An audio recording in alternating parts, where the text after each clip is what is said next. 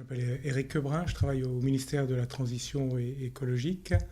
et donc je suis aussi le point focal du GIEC pour le gouvernement français. Le GIEC termine un de ses cycles, ce sont des périodes de 6 à 7 ans qui ont commencé en 1988. Et donc tous les 6 ou 7 ans, le GIEC produit une série de rapports qui fait l'état des connaissances scientifiques des dernières années pour savoir où on en est du changement climatique, où on va et quelles sont les solutions, à la fois pour s'adapter aux conséquences et à la fois pour diminuer l'ampleur du changement climatique qui se poursuit et qui va se poursuivre encore.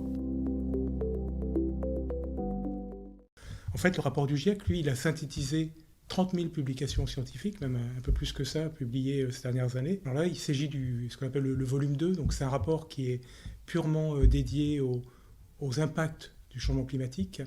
Il n'est jamais facile de savoir si une catastrophe, par exemple, elle est liée au fait qu'il y a toujours eu des catastrophes, ou est-ce que cette catastrophe, finalement, elle a eu lieu, certes, mais s'il n'y avait pas eu le changement climatique, la hausse des températures, etc., probablement qu'elle aurait pu avoir lieu, mais avec une beaucoup plus faible probabilité. Sur ces sujets, on s'aperçoit que cette caractéristique, par exemple, d'avoir des précipitations qui sont de plus en plus fortes, avec des épisodes vraiment qu'on ne voit quasiment jamais ou qu'on ne voyait pratiquement pas dans le passé, et dans le monde entier, on constate ce même effet. Et donc, ça permet d'attribuer, et donc il y a des méthodes scientifiques, etc., pour être sûr que, même si un événement donné, on ne saura jamais si c'est le changement climatique qui l'a causé, mais la recrudescence de ces événements et le fait que ce soit réparti dans le monde entier et maintenant partout, et ça c'est un résultat fort de ce rapport, fait que on peut l'attribuer vraiment au changement climatique et donc aux émissions de gaz carbonique. Il y a des solutions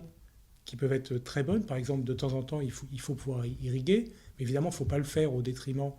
par exemple, des eaux que l'on stocke dans les sols et les nappes phréatiques, parce qu'on a besoin de ces eaux aussi pour boire. Et ce que nous dit aussi ce rapport du GIEC, il introduit pour la première fois une notion qu'on trouve dans la littérature scientifique, qui s'appelle le développement résilient au changement climatique. Et il nous montre que les conditions pour que l'humanité puisse faire face au climat futur, alors ces solutions ne sont pas universelles du tout, il n'y a pas de baguette magique qui permettra partout et à tout le monde de s'adapter. Donc il y a des secteurs pour lesquels ça va être un peu plus facile. Donc par exemple, en matière d'écosystèmes, on sait que si on développe, comme le fait la France, les aires marines protégées, par exemple, en fait, on permet à la nature d'avoir beaucoup moins de contraintes et de pression de l'homme, des pressions ailleurs, la pollution, le prélèvement des ressources, etc. Et donc la nature elle-même, elle va pouvoir faire face un peu plus facilement au changement climatique.